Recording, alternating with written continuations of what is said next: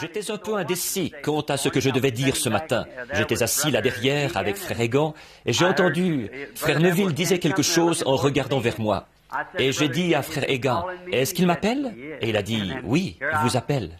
Alors me voici sur l'estrade pour dire quelque chose ce matin. Je me disais, ce ventilateur, là où ça tire la voix, on dirait vraiment que ça l'emporte quand on parle. On dirait que le ventilateur enlève tout de suite la voix. J'entendais quelques témoignages quand j'étais dans mon bureau pour prier pour cette femme au téléphone. Et celui qui avait reçu le message avait oublié de noter la ville de l'endroit où il fallait appeler. Le message de l'épouse du docteur Morrison. Et je vais simplement vous dire ce que j'ai fait. Pour votre prière, à vous tous et la mienne. J'ai posé les mains sur le téléphone et j'ai montré du doigt le numéro, quel que soit l'endroit où c'était. Et j'ai demandé au Saint-Esprit d'aller vers cette femme. Alors je pense qu'il écouterait ça tout autant qu'il le ferait si nous... Voyez, puis j'ai simplement raccroché. Et il se pourrait que ce soit comme ça que le Seigneur voulait que ce soit. Voyez, il se pourrait que ce soit mieux comme ça. Et alors, j'ai entendu les témoignages pendant que j'étais là. Quelqu'un qui disait que ce Rook avait... Je crois que frère Neville a dit qu'elle avait fait un genre de dépression mentale. Accrochons-nous à Dieu pour ça, en gardant bien ceci à l'esprit. Dieu connaît les siens. Il connaît tout à leur sujet. Est-ce que vous entendez bien, tout au fond? Sinon, il y a des places vides ici à l'avant. Vous pouvez changer de place si vous voulez. Et voyons voir, est-ce que ceci est le micro principal? C'est celui-ci qui est le micro principal? D'accord. On va voir si on peut le rapprocher un tout petit peu. Et si on le plaçait juste ici, Jean? Comme ça, ce sera très bien.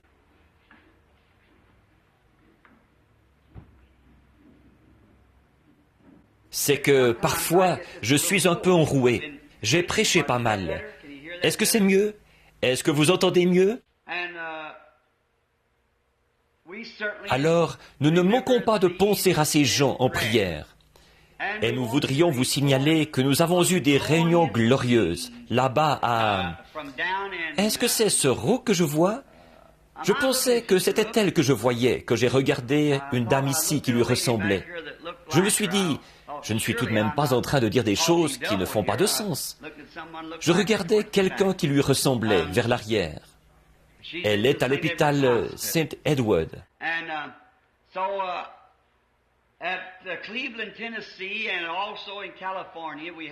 Et donc, à Cleveland, dans le Tennessee, et aussi en Californie, nous avons eu des réunions glorieuses. Le Seigneur a béni abondamment, et il a accompli beaucoup de choses. Et nous sommes heureux de ça. Nous sommes heureux de pouvoir revenir vers les nôtres, raconter la bonté et la miséricorde de Dieu. C'est comme ça qu'il faisait dans la Bible. J'ai apprécié la prière de frère Neville ou de frère Biller, qui a prié pour les gens en demandant de l'aide et de la miséricorde. Et si nous regardons simplement tout au long, on va toujours... Tout ce qui se déroule, on verra qu'il y a quelque chose de vraiment authentique là-dedans.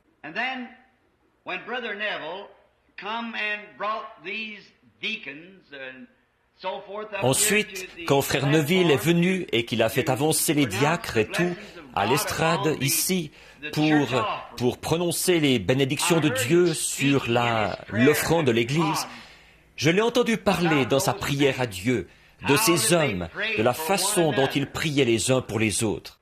Et ça me fait du bien d'entendre un pasteur qui peut prier pour ses diacres, et les diacres qui, à leur tour, prient pour le pasteur.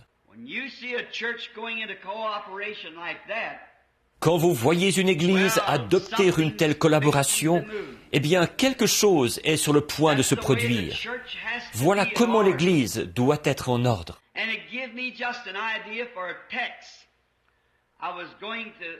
Et ça m'a donné une idée pour un sujet. J'avais l'intention de parler de la bénédiction à Kadès et du refus d'écouter le rapport des espions. Mais alors, je me suis ravisé. Là, j'ai décidé de parler de quelque chose d'autre. Et maintenant, en ce qui concerne la guérison, il y a juste un petit témoignage que je voudrais donner. J'espérais voir mon garçon Billy là derrière, mais il a ça dans sa poche.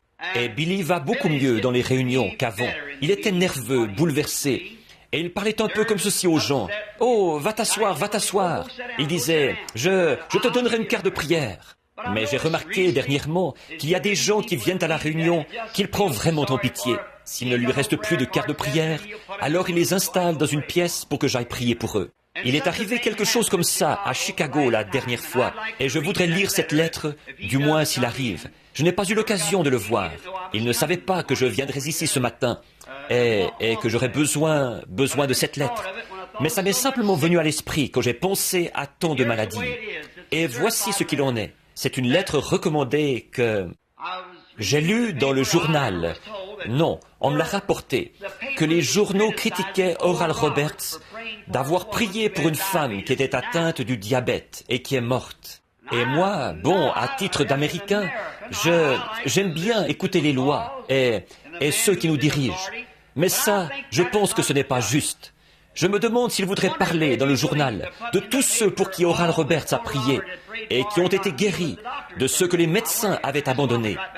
Je me demande s'il voudrait faire le contraire une fois, voyez-vous. Ça, il ne le ferait pas. Et alors, je me dis que c'est peut-être le diable qui les a tellement embrouillés. Et Dieu permet ça. Alors, au jour du jugement, ils auront à rendre compte de ça. Mais moi, je connais des milliers de gens pour qui Oral Roberts a prié, qui étaient mourants et qui sont rétablis. Donc, voyez-vous, ils sont injustes à ce sujet. Ils vont publier leur point de vue, le point de vue critique, mais ils ne publieront pas l'autre point de vue. Or, le journal est censé tenir le public au courant des événements qui se produisent.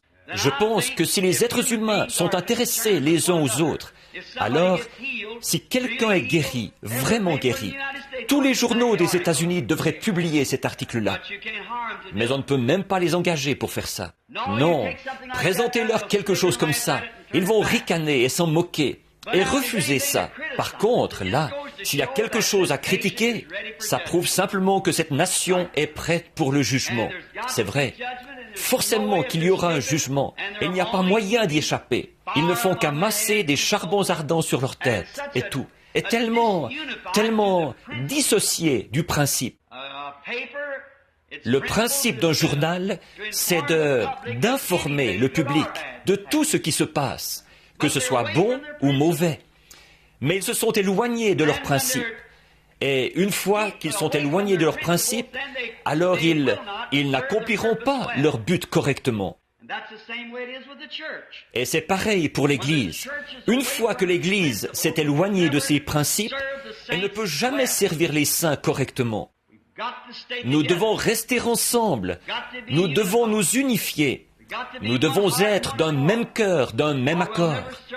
Sinon, nous ne pourrons jamais servir ni Dieu ni les gens, à moins d'être d'un même cœur, d'un même accord, à soutenir les principes de la Bible et les choses que Dieu a dites, qui sont vraies. Nous devons toujours les soutenir. Billy avait mis dans la pièce à Chicago, quelqu'un était venu vers lui. Une femme avec son mari, qui avait un cancer des poumons, il se mourait. Sa femme était une victime de la polio dans un fauteuil roulant. Et elle essayait de prendre soin d'un homme qui arrivait à peine à se mettre debout, qui avait un cancer au poumon. Et Billy lui a dit, je suis désolé, monsieur.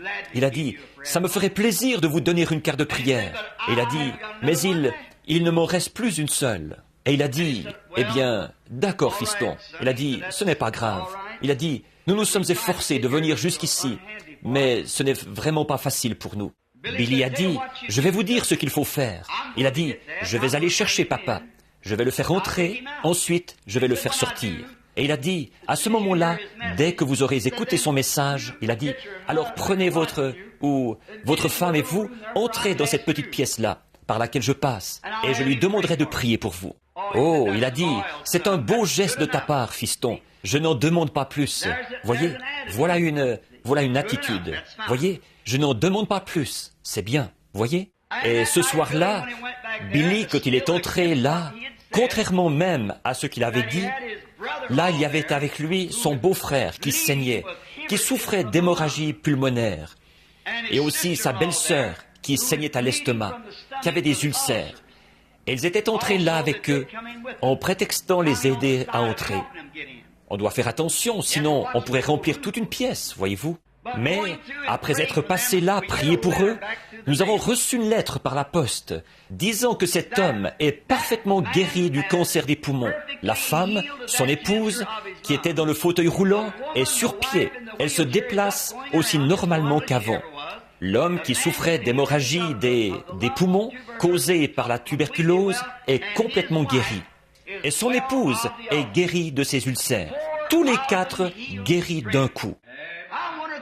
Je me demande si les journaux voudraient publier ça. Voyez, voyez, voyez. Oh, mais Dieu est toujours Dieu. Il fait simplement les choses à sa manière à lui. Vous savez, et il est tellement bon. Nous sommes tellement heureux de savoir qu'il est Dieu. L'autre matin, nous parlions d'un jeune prédicateur que nous connaissons, qui avait l'habitude d'aller partout, prier pour les malades et tout. Et il est allé prier pour une personne à l'hôpital de Louisville. C'était un cas de tuberculose, et cette dame est morte. Ce jeune homme a dit, eh bien, il est inutile de... il n'y a pas de Dieu. Il tiendrait sa parole. Il a dit, je l'ai ointe exactement comme le dit la Bible. S'il ne tient pas sa parole, il n'est pas Dieu. Il a dit, ce n'est qu'un livre. Bon, on serait porté à voir la chose comme ça, à moins de connaître Dieu. Ça, c'est une partie des Écritures, mais ce n'est pas toute l'Écriture. C'est sur la base de la foi de l'individu. Voyez? Et j'ai dit à ma femme, il s'est passé tant de choses qui me le font savoir, qu'il y en a vraiment un. Je ne sais pas ce qui va m'arriver à la fin. Il se pourrait que je suive la même voie. Si jamais Dieu retirait sa main miséricordieuse de sur moi, je suivrai la même voie. Mais tant qu'il gardera sa main miséricordieuse sur moi et que je resterai sous sa conduite, je continuerai à avancer. Mais j'ai demandé à Meda, j'ai dit, qui était dans la chambre ce matin-là, après la vision où j'ai vu ma petite fille, Sharon? Au fait, l'autre jour, j'ai failli m'évanouir. J'étais dans la rue, et vous connaissez mon histoire de la vision où je l'ai vue plus tard. Je regardais, et j'ai vu venir à côté de moi une jeune fille qui descendait la rue, ici, à Jeffersonville, tout à fait identique à cette vision-là. Je n'ai pas pu m'empêcher de serrer mes mains ensemble. Elle ressemblait tellement à la vision que j'avais eue de ma petite Sharon. Là, elle était une jeune femme. Et après cette vision, ce matin-là, quand, dans la gloire, Hope me disait, elle avait le bras autour de mes épaules. Elle disait, ne te fais pas de soucis pour nous, Bill. Nous sommes mieux comme ça. Je voulais me suicider. Et elle a dit, ne te fais pas de soucis. Promets-moi que tu ne te feras plus de soucis. Et j'ai dit, je ne peux pas promettre ça, Hope, parce que je me fais du souci. C'est plus fort que moi. Et je suis sorti de la vision. J'étais debout dans cette chambre sombre. Et ce n'était pas une vision, ni une imagination, mais son bras était encore autour de moi. Et elle me tapotait. Je me suis dit, un instant là, ceci n'est pas... À cette époque-là, je ne savais pas comment appeler ça, une vision. J'appelais ça une transe. J'ai dit, ceci c'est... Sa main est encore là. J'ai dit, es-tu ici, Hope?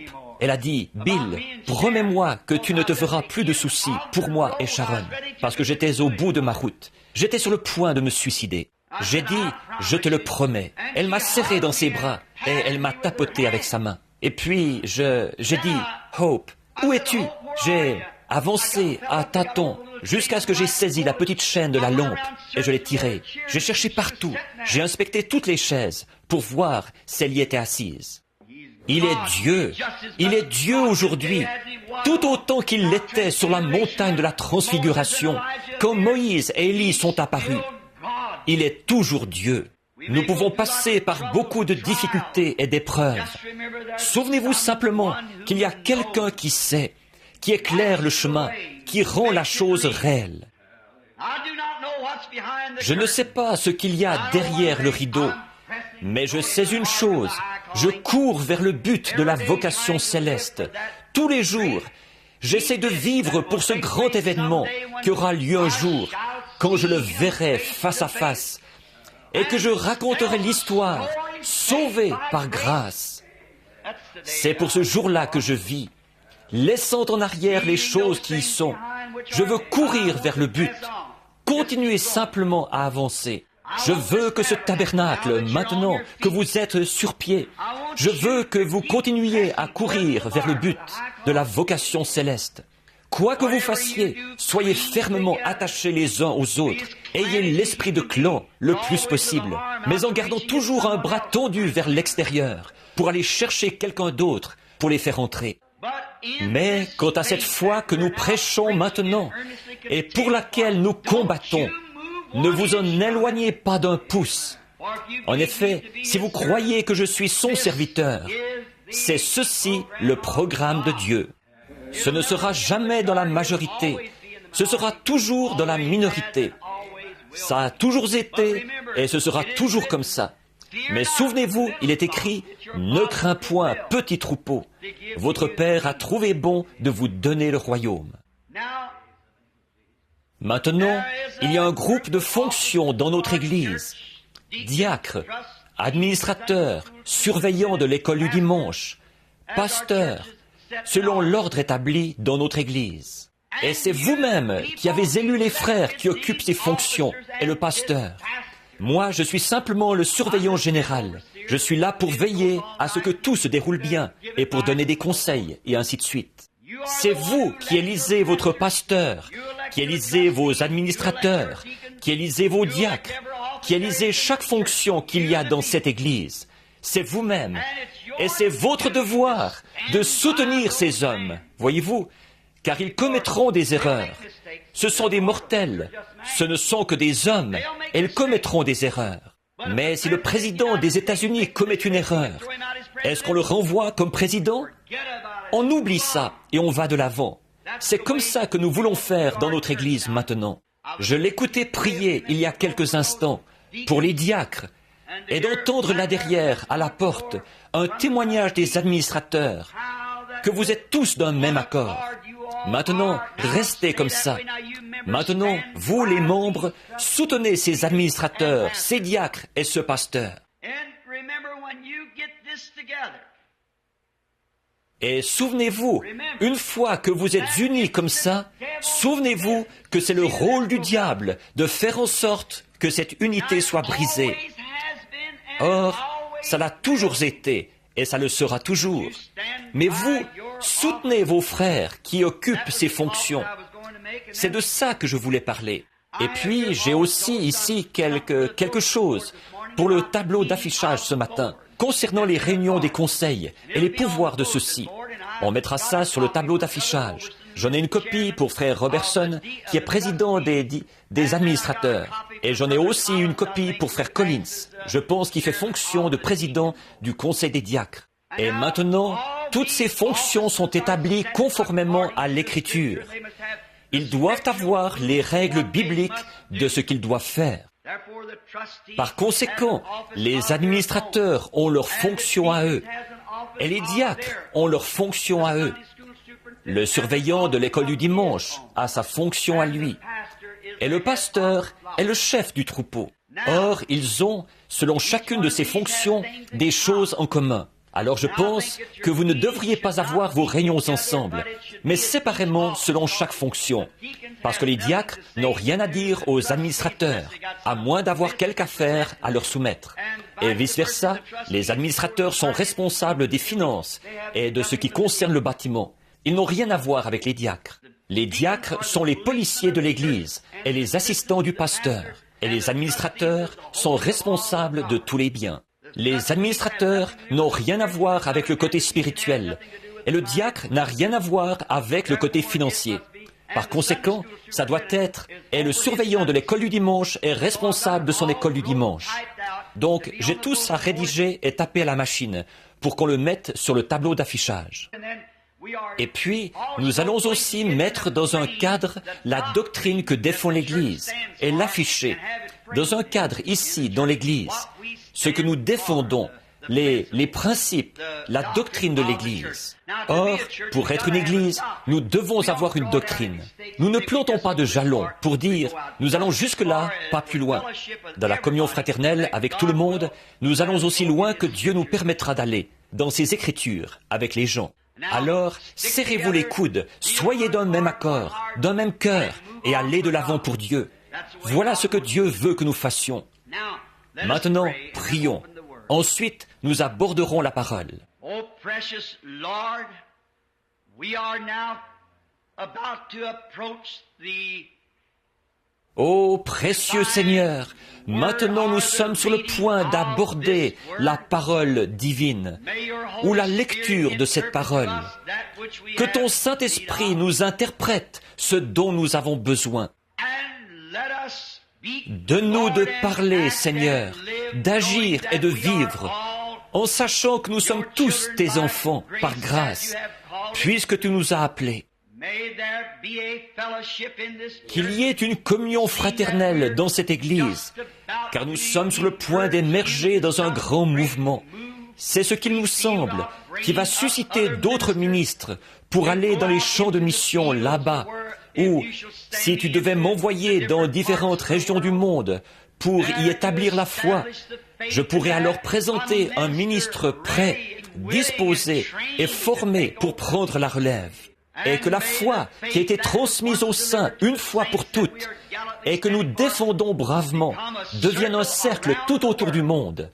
Accorde-le, Seigneur. Que ce petit tas de mauvaises herbes, c'est ce qu'il était le jour où nous te l'avons consacré.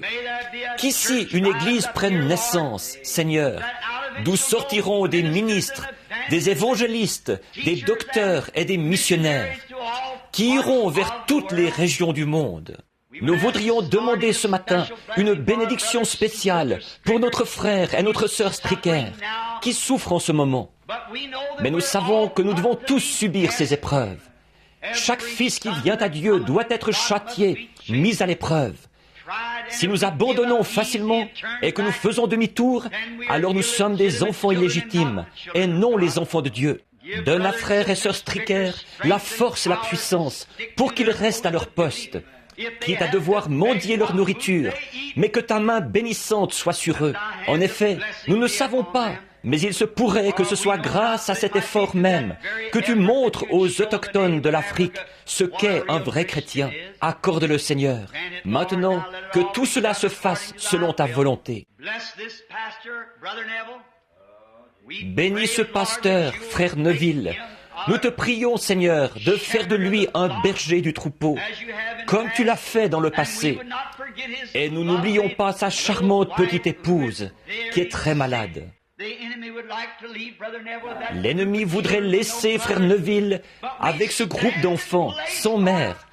Mais nous nous tenons là et nous plaçons par la foi le sang de Jésus-Christ entre cet ennemi et notre sœur. Que ton esprit, Seigneur, soit grand sur elle, sachant que toutes les femmes sont destinées à traverser cette vallée, des ténèbres de cet âge. Mais nous te prions d'être avec elle. Bénis ces petits-enfants. Elle sera nerveuse maintenant et agitée, mais que le Saint-Esprit soit à la porte de la miséricorde en tout temps pour cette famille.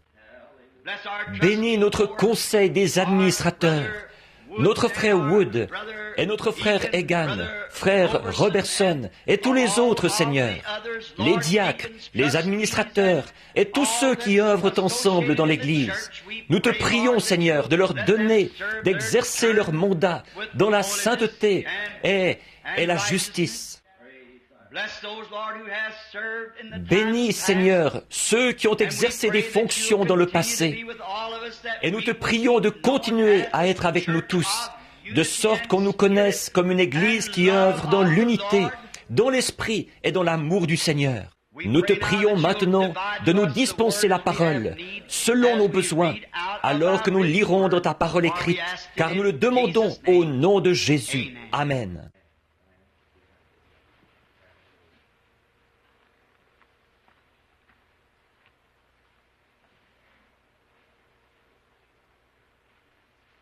En priant, je pensais pendant que nous bénissions ou que nous demandions des bénédictions pour notre conseil moderne, notre nouveau conseil des administrateurs et ainsi de suite.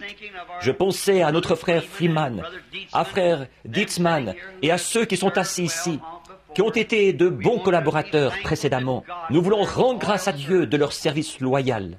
Que le Seigneur soit toujours avec eux pour les bénir et les aider. Je voudrais lire, avant Souvenez-vous de ceci, là, le tableau d'affichage et tout, et les réunions qui auront lieu prochainement. Nous sommes heureux d'avoir parmi nous ce matin, eh bien, je pourrais le dire comme ceci, un homme qui m'a été très précieux dans le passé et qui m'est précieux maintenant, un bon frère, Fred Sothmann, et son épouse, de la Saskatchewan au Canada, qui est ici pour séjourner avec nous, dans notre nation. Il est ici pour demeurer dans le pays, mais dans notre communion fraternelle, il est un frère bien-aimé. Frère Fred Sothmann, qui est assis là-bas. C'est lui qui a organisé la campagne pour moi quand j'étais au Canada. Et un autre précieux frère, qui était aussi autrefois canadien, qui a été un homme d'affaires et qui peut prouver au monde qu'on ne peut pas donner plus que Dieu. Lui et son copain ont créé une fondation dont les fonds sont destinés à la construction de bâtiments ou aux missions étrangères. Une fondation. Ils m'ont fait venir à Oakland pour une réunion et ils ont dit qu'ils avaient l'argent, qu'ils allaient tout parrainer par leur fondation. Frère Fred et moi, nous avions essayé ça avec de l'argent que frère Fred avait, que je n'avais pas voulu accepter à titre individuel. Et donc, nous avions décidé de donner ça aux Canadiens, de ne même pas ramasser d'offrandes. Mais ça n'a pas vraiment été un succès. Les réunions se sont bien passées. Mais vu que nous n'avions pas ramassé d'offrandes, peu m'importe que l'Église vaille 100 milliards de dollars, on le doit quand même à Dieu de ramasser une offrande. Ça fait partie de l'adoration. Et vous volez ça. Autant je suis contre l'argent et ces choses-là. J'ai découvert que quand un homme a tort, autant admettre qu'on a tort. En effet, frère Fred et moi, nous avons constaté que ça n'a pas vraiment donné un bon résultat. Et frère Borders, quand j'ai quitté frère Fred et que je suis allé vous rencontrer à Oakland, j'ai dit, ne faites surtout pas ça. Faites passer le plateau à offrande, ramassez une offrande, et ce que vous aurez récolté, remettez-le dans votre fondation pour une autre réunion quelque part. Et avant la fin des services, frère Border et ses amis sont venus me dire, tout ce que nous avons mis dans la réunion est déjà recueilli. Et puis, il y a quelques jours, il a organisé une réunion à San José, en Californie, où il a réuni, je pense, 60 ou 70 églises dans la vallée, de toutes les différentes confessions, qui ont toutes collaboré. Nous avons eu une réunion formidable, et nous allons y retourner en novembre. Nous sommes heureux que vous soyez parmi nous, frère Borders et frère Fred, assis là-bas au fond. Ces hommes vous sont peut-être inconnus, à vous, mais ils ont été des frères précieux pour moi, sur les champs de mission. Ils combattent pour la foi que nous défendons. Que Dieu vous bénisse, frères. Nous sommes contents que vous soyez parmi nous ce matin, dans notre petit tabernacle ici. Il n'est pas très beau, mais il y a quelque chose ici. Nous savons que Dieu habite ici, voyez-vous? Alors nous sommes heureux de ça. Et il y a d'autres précieux frères, si j'avais le temps, je les nommerais, qui sont parmi nous aujourd'hui. Maintenant, j'envisage et je prie, c'est que, dans quelques jours, si le Seigneur le veut, je voudrais aller, je me sens conduit, je ne l'ai pas encore annoncé. La prochaine réunion de l'Ohio pourrait être avec frère Sullivan, au terrain de camping très prochainement. C'est seulement un trajet d'une centaine de milles pour aller là-bas, je pense, Jean, quelque chose comme ça. Ce sera un beau voyage, si vous n'avez rien de prévu pour vos vacances, si le Seigneur continue à nous conduire. Un homme très bien. Et nous avons beaucoup d'estime pour frère Sullivan. Beaucoup. Ce n'est qu'un...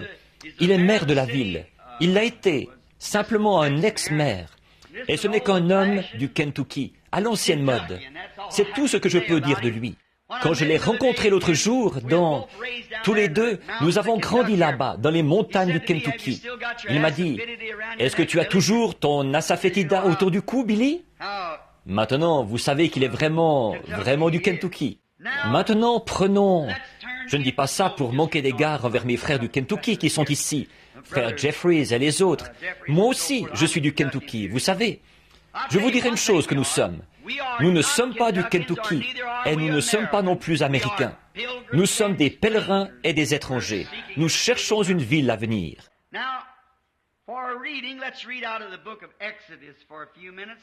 Maintenant, pour la lecture, lisons dans le livre de l'Exode pendant quelques instants. Je voudrais lire au chapitre 23, du verset 20 au verset 23 inclus. Je voudrais tirer un sujet ce matin comme ceci, de ceci plutôt. une délivrance totale. Et je ne parlerai pas longtemps. Là, j'attendais pendant que vous preniez le livre et le chapitre. Voici, j'envoie un ange devant toi pour te protéger en chemin et pour te faire arriver au lieu que j'ai préparé. Tiens-toi sur tes gardes en sa présence. Écoute sa voix. Ne lui résiste point, parce qu'il ne pardonnera pas vos péchés, car mon nom est en lui. Je suis sûr que l'Assemblée sait qui était cet ange. Mon nom est en lui. Et si tu écoutes sa voix, et si tu fais tout ce que je te dirai, je serai l'ennemi de tes ennemis et l'adversaire de tes adversaires.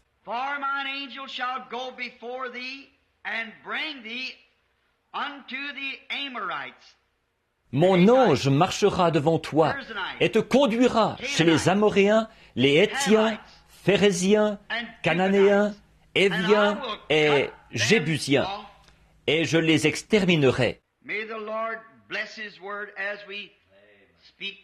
Que le Seigneur bénisse sa parole, alors que nous parlerons maintenant pendant quelques instants, s'il vous plaît.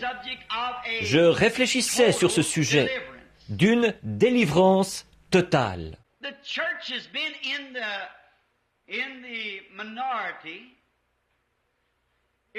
L'Église a été dans la minorité. Elle le sera toujours quant aux membres, jusqu'à ce que Jésus vienne. Mais elle vit au-dessous des privilèges que Dieu lui a donnés. Si seulement nous savions que ceci est l'Église du Dieu vivant, non pas le Branham Tabernacle, mais le Branham Tabernacle en est simplement une partie. Il y a d'autres tabernacles semblables d'un bout à l'autre du pays. Frère Snelling, ce soir, il va avoir un service de baptême. J'ai oublié, frère Curtis m'avait dit d'annoncer ça, ou il m'avait dit hier qu'il allait faire ça. Il va avoir un service de baptême. Et s'il y a quelqu'un ici qui n'a encore jamais été baptisé, eh bien, frère Snelling serait heureux de le faire ce soir. C'est au tabernacle de la sainteté à Utica. Et frère Junior Jackson à New Albany. Et il y a beaucoup d'églises semblables d'un bout à l'autre du pays. Mais nous vivons tous, on dirait, plus ou moins comme si nous étions vaincus. J'ai entendu frère Neville annoncer ce matin, j'étais là derrière, que c'est comme si ça m'était venu à l'esprit, que les gens, semble-t-il, s'éloignent de la délivrance. Ça semble être quelque chose que les gens ont vu, et alors ils mettent ça de côté. Oh, eh bien, Dieu peut le faire. Mais ce n'est pas la bonne attitude.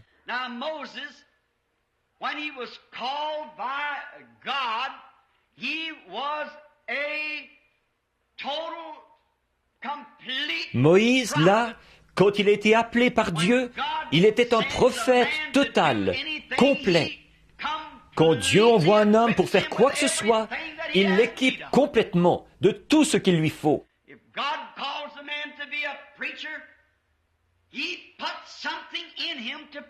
Si Dieu appelle un homme à être un prédicateur, il met quelque chose en lui, ce qu'il faut pour prêcher.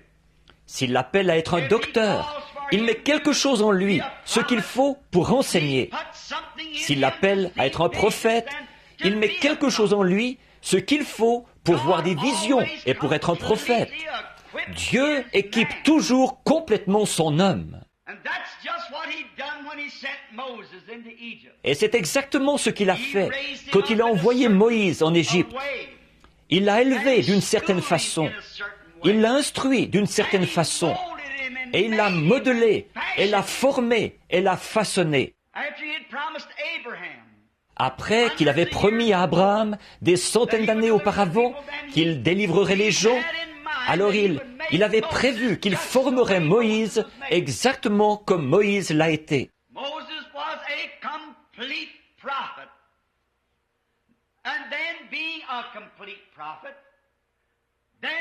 Moïse était un prophète complet.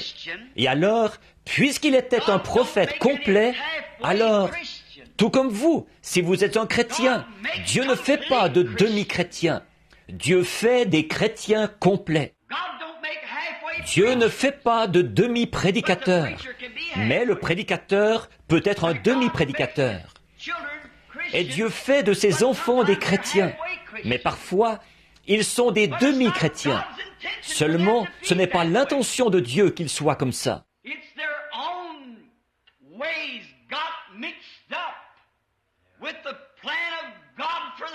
Ce sont leurs propres voies qui se sont mêlées au plan de Dieu pour leur vie. Et c'est pour ça qu'ils sont comme ça. Dieu ne veut pas qu'ils soient des demi-chrétiens ou des demi-prédicateurs, faisant des compromis de part et d'autre, ou il veut qu'ils se tiennent complètement à la brèche.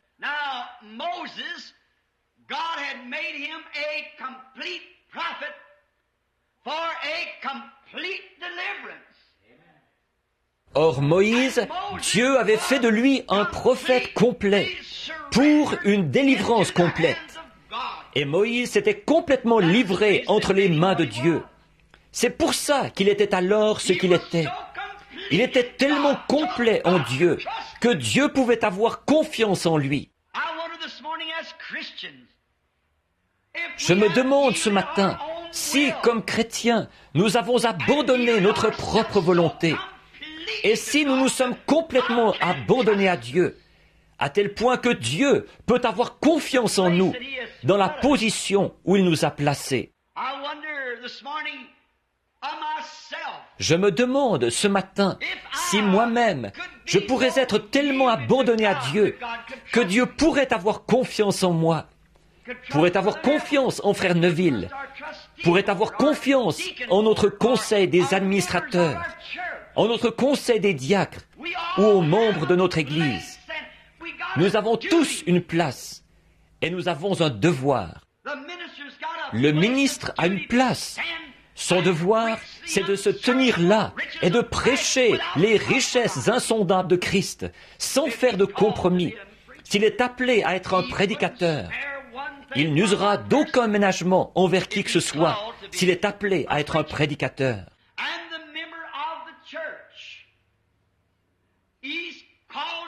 Et le membre de l'Église, il est appelé à être un membre de ce groupe-là. Alors, il ne fera aucun compromis. Si l'Église croit qu'on ne doit pas jouer à des jeux d'argent, alors ce membre ne devrait jamais toucher à un jeu de cartes. Nous ne croyons pas à la boisson. Il devrait tourner la tête complètement de la boisson. Si nous ne croyons pas au jeu d'argent, ni au tabac, le membre de cette Église-là ne devrait jamais toucher à une telle chose. Dieu donne une délivrance complète.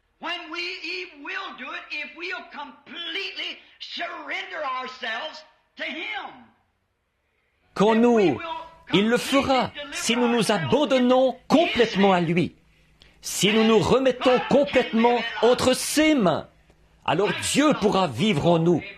Christ, l'espérance de la gloire, il pourra se refléter en nous, alors que nous nous enlèverons du chemin. Alors nos pensées seront ses pensées. Pouvez-vous vous imaginer Christ en train de fumer un cigare? Pouvez-vous vous imaginer Christ en train de prendre un verre ou de jouer aux cartes? Alors, si votre esprit est une partie de son esprit, il veut qu'il en soit ainsi par votre confession. Mais vous permettez au diable d'entrer et de prendre le contrôle. Et pendant tout ce temps, tout au fond de votre cœur, vous savez que vous avez tort quand vous faites ces choses.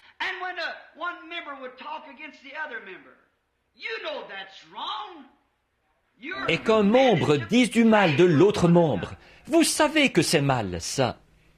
Vous avez reçu l'ordre de prier les uns pour les autres, non pas de dire du mal les uns des autres, mais de vous aimer les uns les autres. Et si quelqu'un est abattu, relevons-le, aidons-le. Alors, ça fera de nous un groupe de croyants unis. Or, quand nous n'obéissons pas à ça, alors nous n'obéissons pas à Dieu. Et Dieu n'est pas content de nous. Par conséquent, notre Église, nos fidèles ne peuvent pas prospérer. L'Église ne peut pas avancer. C'est parce que nous sommes tous désunis.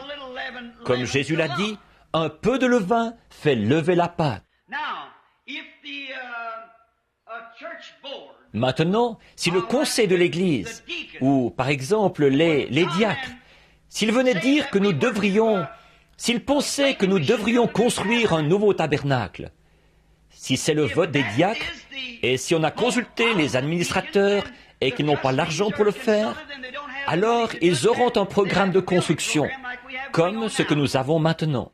Ensuite, c'est présenté à l'Assemblée générale, comme on devrait être. Toute l'Église être souveraine. Puis, si l'Église vote en faveur du nouveau tabernacle, alors nous devrions tous ensemble collaborer à la construction de ce nouveau tabernacle. Franchement, moi-même, quand ils m'ont parlé d'un nouveau tabernacle, j'étais contre cette idée-là. C'est vrai. J'ai dit, nous n'avons pas vraiment besoin d'un nouveau tabernacle. Je vais probablement partir d'ici très bientôt, puisque le Seigneur, si ce qu'il m'a montré se réalise, qu'avons-nous besoin d'un nouveau tabernacle? Nous n'avons pas l'argent pour ça. Ensuite, je suis venu et j'ai considéré le sentiment de l'Église, que l'Église, en majorité, semblait vouloir ça. Alors, qu'est-ce que j'ai fait? J'ai sacrifié mes propres idées et je me suis rallié à l'Église. Bien sûr, faisons-le. Si, c'est comme ça que nous tirons au sort. C'est comme ça que c'était au temps biblique.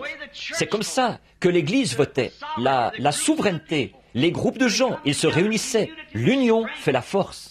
Et donc j'ai dit, certainement, si c'est ce que l'Église veut, si c'est ce que Dieu veut, il a plus autorité par le vote de tout un groupe de gens que par moi. Parce que je n'ai aucune vision pour dire que ça ne devrait pas être. Alors, nous nous rallions à l'Église et nous avançons avec l'Église. Et je donne mon appui à ça pour faire tout ce que je peux, voyez-vous, pour donner un coup de main à l'Église. Ça devrait être le motif de chaque chrétien et de chaque personne dans l'Église. C'est de nous unifier et de nous serrer les coudes. Ce pourquoi l'Église vote, c'est ce que nous devrions soutenir. Alors, disons par exemple qu'on veut modifier quelque chose dans l'Église. Eh bien, alors si les administrateurs veulent ça, si quelqu'un d'autre veut ça, les diacres, s'ils veulent modifier quelque chose, on présente ça devant l'Église. Alors, l'Église réunit. Et si notre idée là-dessus semble un peu différente de celle de l'Église tout entière, sacrifions cette idée, parce que c'est le seul moyen par lequel nous pouvons rester unis. Et si cette Église continue seulement à avancer comme maintenant, et si elle s'unit, Dieu, il n'y a pas de limite à ce qu'il accomplira. Si nous nous serrons les coudes, nous devons nous serrer les coudes. C'est comme ça que nous voulons être, tellement complets les uns avec les autres, et alors tellement complets entre les mains de Dieu. Et puis, nous devons avoir un homme dont nous croyons qu'il prêche la parole de Dieu. Si cet homme ne le fait pas, alors prenez quelqu'un qui le fait vraiment. Voilà la position que nous devons avoir. Si le conseil des administrateurs ne veut pas soutenir ce qui est juste, alors c'est votre devoir d'élire quelqu'un qui défendra ce qui est juste. Et après avoir fait ça, soutenez-le. C'est à vous d'y voir. Soutenez-le. Et tous ensemble, nous défendons une seule cause, c'est Dieu. Si un membre commet une erreur, ne le repoussez pas. Aidez-le. Relevez-le. Réunissez-vous. Ayez un entretien les uns avec les autres. Voilà ce que l'Écriture dit. Quand nous commettons une erreur, allons auprès de Dieu. Avant d'aller auprès de Dieu, nous devons aller auprès de la personne que nous avons offensée. J'ai dû faire ça dernièrement. Je sais que j'avais mal agi. J'avais menti. J'avais incité ma femme à mentir. Je crois que je vous en ai parlé, ici à l'église. C'était il y a quelques jours, il n'y a pas longtemps, il y a à peu près 6 semaines de ça. Les avocats m'avaient tellement perturbé avec cette enquête que je ne savais plus trop où j'en étais. Je venais de rentrer du bureau pour dîner. Le numéro de téléphone privé a sonné et Meda est allée répondre au téléphone. Elle a mis sa main sur le combiné, elle a dit « C'est encore les avocats ». J'ai dit « Je ne pourrai pas endurer une autre soirée de ça. On dirait que je suis en train de perdre la tête. Je perds la raison. Ils me pressent par ici, par là, par ici. » J'ai dit « Je ne peux pas supporter ça ». Je me suis levé d'un bond, j'ai dit « Dis-leur que je ne suis pas là » et je me suis précipité derrière la maison. Quand je suis revenu, Meda est très consciencieuse pour ces choses. Elle est venue me voir à la porte. Elle était au bord des larmes. Elle a dit « Bill, est-ce que c'était la bonne chose à faire? Vous savez comment vous êtes. Je sais comment moi je suis. J'ai dit, bien sûr, je n'étais pas ici à ce moment-là. Je savais que Dieu m'avait condamné pour ça. J'ai dit, je n'étais pas ici à ce moment-là. Elle a dit, mais tu étais ici quand il a appelé. Cet après-midi-là, je suis allé prier pour un bébé malade. Avant de quitter la maison, le téléphone a sonné de nouveau. Et le petit Joseph est allé vite saisir le téléphone. Et il a dit, « Papa, tu veux que je leur dise que tu n'es pas là ?» Voyez-vous comme le péché corrompt? Quel genre de famille on aurait là à la fin? 1 Jean chapitre 5 au verset 21 dit, « Si notre cœur ne nous condamne pas, nous avons de l'assurance devant Dieu. Mais si notre cœur nous condamne, comment pouvons-nous avoir de l'assurance devant Dieu? Nous savons que tant que nous avons un péché qui n'est pas confessé, il ne nous exaucera jamais. » C'est fort, mais l'Église a besoin de ces choses. Alors, je me suis mis à prier pour ce bébé. Et au moment où j'allais lui imposer les mains, le Seigneur m'a repris. Il a dit, « Tu as dit un mensonge. Tu n'es pas digne de prier pour ce bébé. » Je me suis détourné de cet homme. J'ai dit, « Monsieur, attendez-moi ici. Je dois aller rectifier quelque chose. » J'ai appelé l'avocat et je suis allé au bureau. Je l'ai fait venir. J'ai dit, « Écoutez, monsieur, j'ai dit un mensonge. J'ai fait mentir ma femme. Elle a dit que je n'étais pas là et je m'étais précipité derrière la maison. J'ai confessé ça et je lui en ai parlé. Il s'est avancé et il a mis les mains sur mon épaule. Il a dit, « Frère Branham, j'ai toujours eu confiance en vous. Mais maintenant, j'ai plus confiance que jamais. » Un homme, il a dit, qui est prêt à réparer ses torts. Je lui ai dit, je me suis mis à prier pour un bébé. Et le Seigneur me condamnait vraiment dans mon cœur, parce que je savais que j'avais mal agi. Alors, le lendemain, ma femme m'a dit, « Où vas-tu ?» J'ai dit, « À ma caverne. » Et je suis allé à ma caverne, au nord de Charlestown, là où je vais depuis des années. J'y suis entré et j'ai prié toute cette journée-là. Oh Dieu, ne me laisse plus jamais faire une chose pareille. Pardonne-moi, Seigneur, car au moment où j'allais imposer les mains aux malades pour prier, là j'ai eu la condamnation. Vers 3 heures de l'après-midi, je suis ressorti. Il y a un gros rocher juste là. Je suis monté sur ce rocher et je regardais en haut en direction de l'est, les mains en l'air. Je louais le Seigneur. C'était tellement calme là-bas. Et j'ai dit, « Seigneur, si seulement une fois, tu as passé près de Moïse. » Il a dit que c'était quand tu l'avais caché dans le creux du rocher, que ça ressemblait au dos d'un homme. J'ai dit, « Voudrais-tu le faire de nouveau, Seigneur, pour me faire savoir que je suis pardonné ?» Et j'ai dit, « Si tu veux bien m'aider et me mettre quelque chose à l'esprit. » J'ai dit, « Seigneur, je ne suis pas très fort mentalement, parce que je n'ai pas d'instruction. » J'ai dit, « Et j'essaye de te servir. Tu connais mon cœur. Et je n'aurais pas dû faire ça. Je ne voulais pas faire ça. On aurait dit que j'étais en train de perdre la tête, tellement j'étais nerveux. Et j'ai fait ça sous l'impulsion du moment, quand Satan m'a pris au piège. J'ai dit, « Si tu m'as pardonné, alors permets-moi de te voir, Seigneur. » Dieu est mon juge, juste à côté de moi, dans un petit coin des buissons. Il y a eu comme un vent qui s'est mis à soulever un tourbillon. Il est venu directement le long de la paroi de la caverne, là où j'étais, et il est reparti à travers les bois. Oh frère, une paix qui surpasse toute intelligence m'a envahi. Et j'ai crié, j'ai pleuré, j'ai poussé des cris. Je sais que mes péchés m'ont été pardonnés. Voyez-vous, j'étais désuni d'avec Dieu. Je ne pouvais pas obtenir la délivrance de ce bébé. Et le lendemain même, un homme qui était venu de Chicago, un homme remarquable, un catholique nouvellement converti, les valvules de son cœur avaient enflé comme une chambre à air gonflée. Et on voulait les inciser depuis longtemps. C'est ce qu'on voulait faire, mais il ne le leur permettait pas. Finalement, il a obtenu un entretien. Ces entretiens, on reste là jusqu'à ce qu'on ait découvert ce qui ne va pas. Et cet homme venait à peine d'entrer que le Saint-Esprit a remonté dans sa vie. Et il en a ressorti quelque chose qu'il avait fait quand il était enfant de cœur à l'Église catholique. Il a dit, c'est la vérité, c'est la pure vérité. Il a dit, voulez-vous dire que c'était retenu contre moi? J'ai dit, c'est la seule ombre que je vois dans votre vie.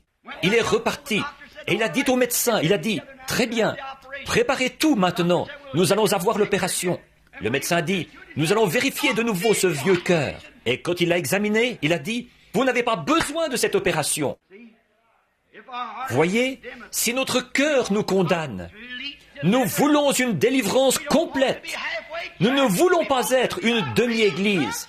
Nous voulons être une vraie église ou pas une église du tout. Nous voulons être des vrais chrétiens ou pas des chrétiens du tout.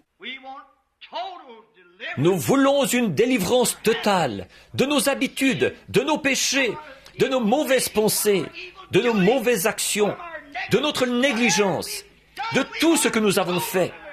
Nous voulons une délivrance totale pour que, quand les gens entreront dans cette église, pour qu'on prie pour eux, il n'y ait que ce petit groupe qui ne dépassera peut-être pas 100 ou 200 personnes assis ici, mais ils seront complètement entre les mains de Dieu. Et quand nous prierons, alors Dieu nous exaucera des cieux. Dieu veut quelqu'un qu'il pourra tenir dans sa main, quelqu'un dont il pourra dire « J'ai confiance en lui. Mon serviteur malade que voici, je peux l'envoyer au Branham Tabernacle, à Jeffersonville. Ce groupe de gens-là est d'un même accord. Quelque chose se produira. Eh bien, regardez ce qu'il fait pour nous dans l'état où nous sommes. Qu'est-ce qu'il ferait si nous étions d'un même cœur et d'un même accord? Le seul moyen pour nous d'y arriver, c'est d'unifier nos cœurs dans l'amour fraternel, d'obéir aux frères qui occupent des fonctions dans l'Église, et au pasteur, et le pasteur d'obéir à Dieu. Alors Dieu agit à travers le pasteur, à travers le conseil, jusque dans l'Église.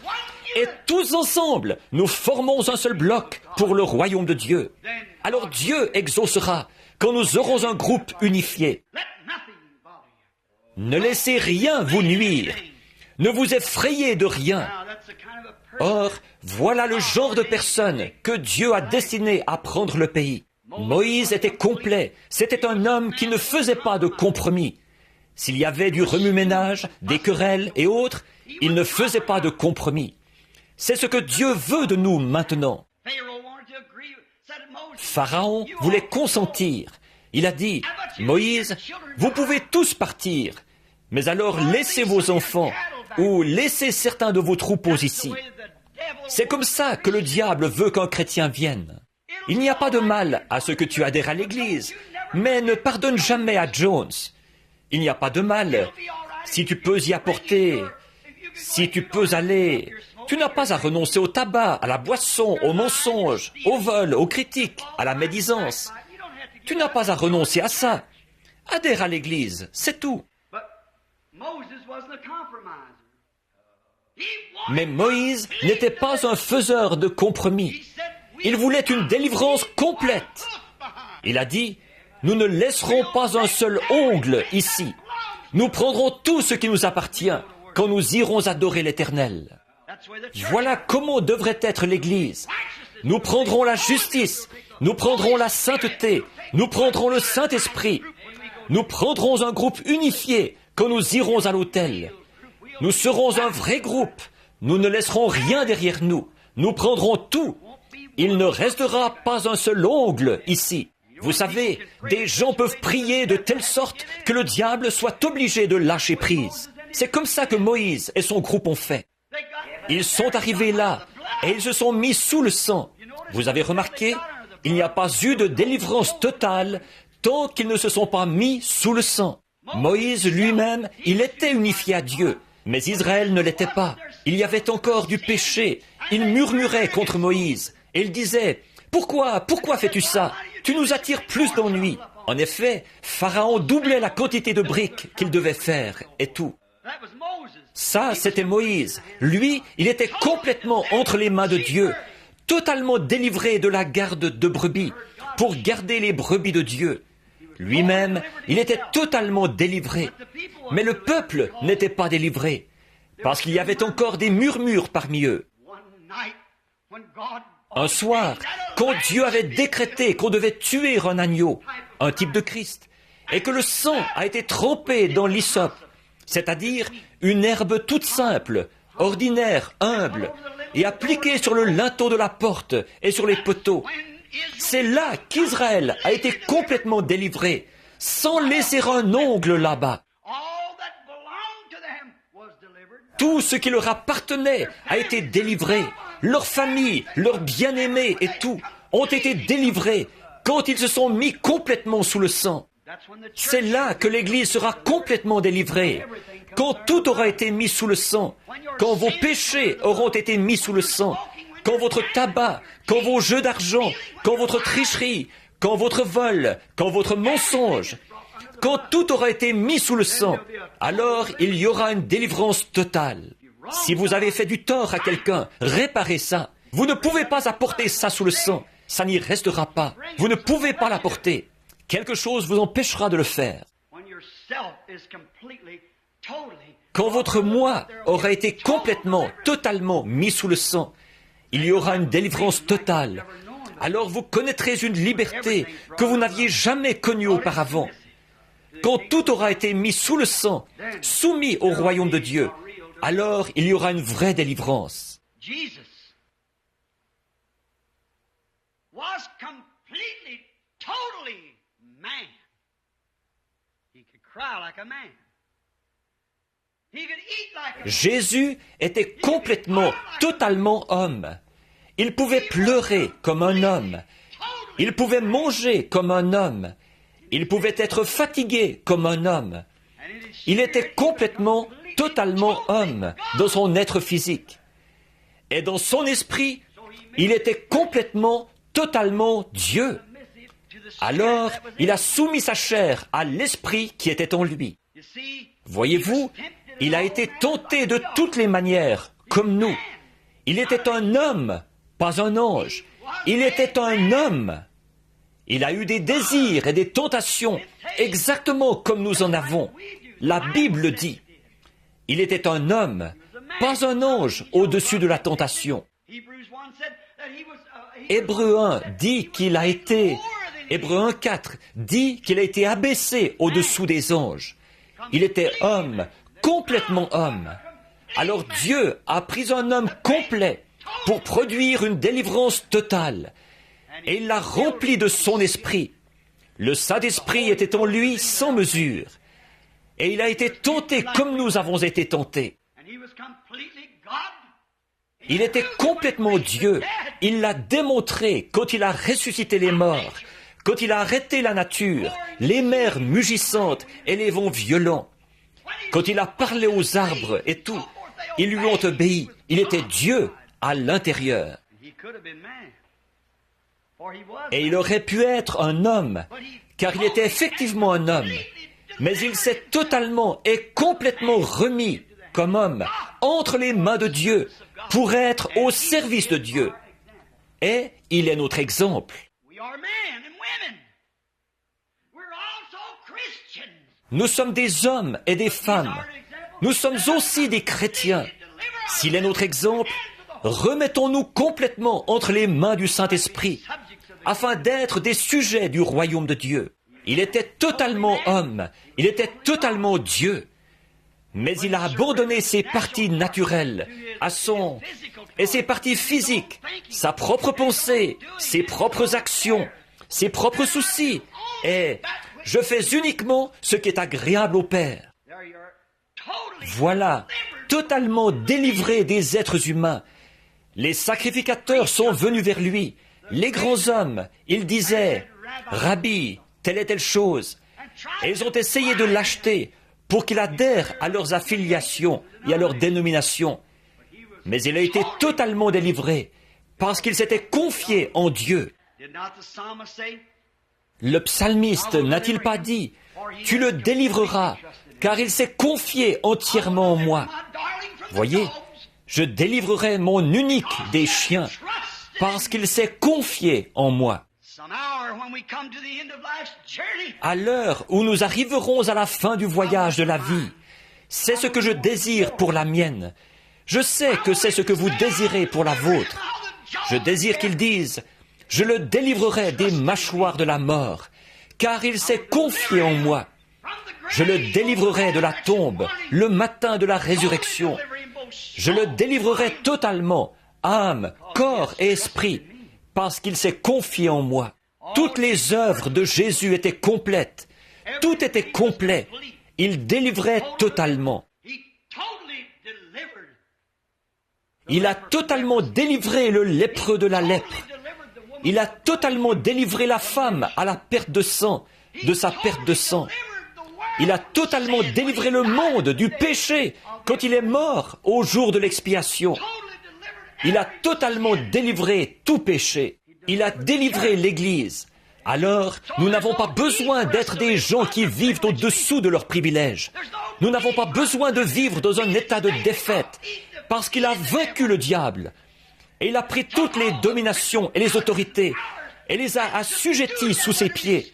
Alors, elles n'ont aucun droit légal de régner sur vous. Nous sommes des chrétiens remplis du Saint-Esprit. Nous n'avons pas à laisser le diable nous imposer sa volonté. Christ nous a délivrés, une délivrance totale. Il nous a délivrés du mal, il nous a délivrés du péché, il nous a délivrés des habitudes, il nous a délivrés du commérage, il nous a délivrés des propos injurieux, il nous a délivrés de toutes sortes de saletés. Il nous a totalement délivrés et il nous a mis dans ses saintes mains une délivrance complète, totale. Il a délivré nos maladies, il nous a délivrés de la maladie. En effet, nous avons un titre de propriété incontestable qui nous donne droit à ça. Alléluia! Car il a été blessé pour nos transgressions. Par ses meurtrissures, nous avons été guéris. Il est notre guérisseur. C'est pourquoi cette pauvre petite femme, victime de la polio, qui essayait de prendre soin d'un mari qui se mourait du cancer, est entrée dans les sphères de la présence de Dieu. Elle avait la foi. Elle, les médecins avaient fait tout ce qu'ils pouvaient. Alors elle a suivi les instructions de Dieu et elle a été totalement délivrée. Les disciples ont eu une délivrance totale, une délivrance absolument totale. Pourquoi? Parce qu'ils étaient complètement et totalement remplis du Saint-Esprit. Quand vous n'êtes qu'un membre d'église qui a serré la main du pasteur, ou qui a eu une petite expérience, comme de sauter, de pousser des cris, de parler en langue, ou quelque chose du genre, et vous avez encore de la méchanceté dans votre cœur, des comportements bizarres, de dire des mensonges, de fumer la cigarette, de convoiter les femmes, il y a quelque chose qui ne s'est pas encore produit. Il y a quelque chose qui ne va pas. Car celui qui aime le monde, ou les choses du monde, l'amour de Dieu n'est pas en lui. On vous a induit en erreur. C'est à leurs fruits que vous les reconnaîtrez. Nous voulons tous ensemble nous unifier au Saint-Esprit. Tous les membres devraient s'unifier les uns aux autres. L'amour de Dieu est répandu dans nos cœurs par le Saint-Esprit. Il nous purifie de toute iniquité. Nous sommes délivrés des choses du monde. Jésus a dit, « À ceux-ci tous connaîtront que vous êtes mes disciples, si vous avez de l'amour les uns pour les autres. » Quand un membre aime tellement l'autre membre qu'il donnerait sa vie pour lui. Quand une vilaine chose commence, que le monde extérieur, certaines femmes viennent vous dire, « Mais voyons donc ma chère, ça vaudrait mieux pour toi que tu fasses ceci, ou que tu fasses cela, que tu portes ceci, que tu fasses cela, ou que tu fasses ceci, et que tu sors de cette bande d'exaltés, ou ainsi de suite comme ça. » Nous sommes tellement unifiés à Dieu. Vous dites, eh bien, frère Branham, c'est une tentation très forte. Mais c'est pour ça que Christ est mort. Le diable est vaincu. Nous voulons une délivrance totale. Nous voulons une église qui est pure, propre, sans mélange, lavée dans le sang de l'agneau et remplie du Saint-Esprit, avec des signes, des prodiges et des miracles. Délivrez totalement chacun. Dieu bien-aimé, tu n'acceptes que des choses qui sont totalement délivrées. Tu ne pourrais pas recevoir un sacrifice qui a un défaut. Tu ne recevrais jamais la prière d'une personne qui a du péché quelque part dans sa vie. Tu ne pourrais tout simplement pas faire ça, Seigneur. Tu ne l'as pas fait dans les âges passés et tu ne peux pas le faire aujourd'hui. Mais il faut que le sacrifice soit sans défaut. Seigneur Dieu, alors que nous nous déposons nous-mêmes sur l'autel, comme vie sacrifiée, enlève de nous, ô Seigneur, toute tache de péché.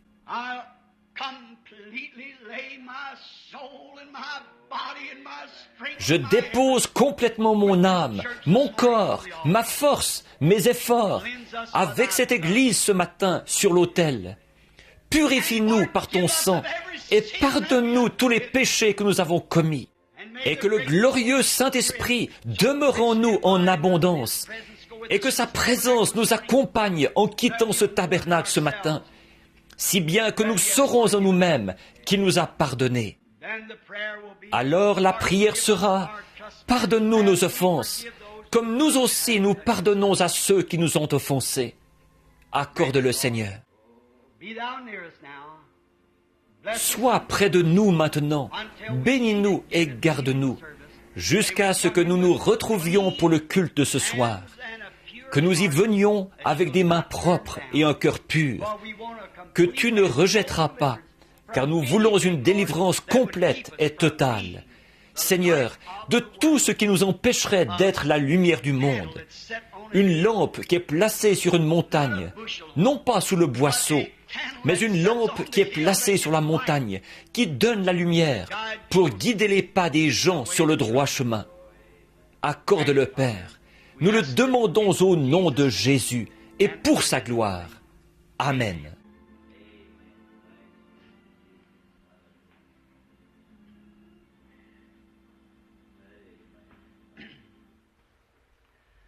Je vais demander à Doc. Je pense qu'il est là-bas au fond, ou à l'un des diacres qui est présent, pour que l'Église puisse lire ceci. Doc, viens mettre ça sur le tableau d'affichage, pour que l'Église puisse voir ça en sortant. Et puis, Frère Collins, s'il est ici, est-ce que Frère Collins est ici? Donne-lui l'autre.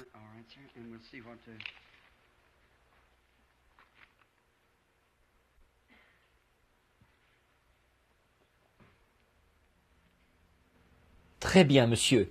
Et on va voir ce que... Il s'agit de quelqu'un qui voudrait avoir un entretien. Ça, c'est toujours accordé. Nous sommes contents. Des entretiens, j'en ai. Voyez-vous, la chose que vous devez faire, c'est d'appeler à notre numéro là-bas. Nous avons eu tant d'ennuis à la maison. L'Église le sait. Eux, ce sont des nouveaux venus. L'Église est au courant. On devrait mettre un petit bout de... Ça aussi, je vais demander qu'on affiche ça dans l'église, pour ceux qui viendront. Voyez-vous, il y en a tellement que nous ne pouvons pas nous occuper de tout le monde, mais on les prend un, par numéro. Voyez, et nous, si vous voulez seulement composer, Butler 21519, Butler. Et n'importe quel membre qui voit quelqu'un qui a un besoin, je suis toujours content de voir les gens. Mais nous avons une méthode habituelle. Il y a des gens qui ont déjà appelé, plusieurs, voyez-vous, et nous les faisons passer un à un au fur et à mesure qu'on avance. Alors, il y a... Autrefois, on faisait ça un peu au hasard, n'importe comment. On passait, on sautait, les gens rentraient chez eux déçus et tout. Maintenant, ils ont tout mis vraiment en ordre. Et c'est de ça que nous essayons de parler maintenant, voyez-vous, de tout mettre en ordre, de façon parfaite. Et je serais content de voir ces chers gens, s'ils veulent seulement composer Butler 2, 15, 19, 1, 5, 1, 9. Et M. Mercier ou M. Gaude, l'un des deux, répondra au téléphone et vous dira exactement quand vous pourrez avoir un rendez-vous. Nous avons un local là-bas, climatisé et prêt pour qu'on puisse y recevoir les gens et prier pour eux. Nous ne demandons pas mieux que de faire ça. Maintenant, la raison pour laquelle je ne viens pas à l'église, les gens pensent que je cherche à m'éloigner des gens. Ce n'est pas ça. J'essaie précisément d'être tout à fait en ordre. Voyez, c'est ce que je veux être. Je ne veux pas faire exception de personne. Chaque personne, n'importe qui, n'importe où, n'importe quand, voyez-vous, la couleur, le credo n'ont rien à voir là-dedans. On va là-bas et on rencontre les gens. Et s'ils ont un besoin, on reste là avec Dieu, jusqu'à ce qu'on ait la solution. Pour tout ce qui concerne des réunions, s'ils veulent savoir quelque chose, bien sûr, on s'en occupe. Puis, on classe ça. Pour ça, c'est uniquement la conduite du Saint-Esprit. Et c'est, comme ça, je pense que c'est juste. Ça met tout le monde sur un pied d'égalité. Ainsi, c'est sans exception de personne. Sans exception. Est-ce qu'il y a des gens qui étaient venus pour qu'on prie pour eux ce matin, qui étaient malades et qui voulaient qu'on prie pour eux? Très bien, il n'y en a pas. Alors, chantons ce bon chant pour l'adoration. Qu'est-ce que nous pouvons chanter ce matin? Qu'est-ce qui peut effacer mon péché? Tu connais ça, Teddy? Rien d'autre que le sang de Jésus. Qu'est-ce qui peut... Bon, très bien. Vous voulez prier pour elle maintenant? Je vais prier pour cette dame. Imposez les mains à cette femme-ci. Voudriez-vous courber la tête avec moi? Alors, tranquillement, là. Dieu bien-aimé, il y a une dame qui est très malade. Notre sœur présente son corps, même pour enlever un cancer des autres, à se tenir à la brèche pour les autres. Mais tu l'as délivrée de ça, Seigneur, il y a quelques jours, quand ces choses ont été connues. Donne-lui simplement de découvrir ça elle-même. Alors, Seigneur, elle saura que ça vient de toi. Je lui impose les mains et j'implore ta miséricorde pour cette autre femme qu'elle représente. Que la grâce de Dieu, la puissance du Saint-Esprit, s'il y a quoi que ce soit de mauvais dans notre cœur, Seigneur, révèle-le-nous d'abord, puis nous irons réparer ça. Alors nous saurons que nous avons trouvé grâce devant Dieu, que nous sommes en paix avec Dieu, que nous recevrons ce que nous demandons, parce que nous n'avons aucune condamnation. Accorde-le, Seigneur. C'est au nom de Jésus que je prie. Amen. What can wash away my sin? Nothing but the blood of Jesus. Oh, what can make me whole again? Nothing but the blood of Jesus. Oh, precious is the blood. Makes me white as snow. No other fount I know. Nothing but the blood of Jesus.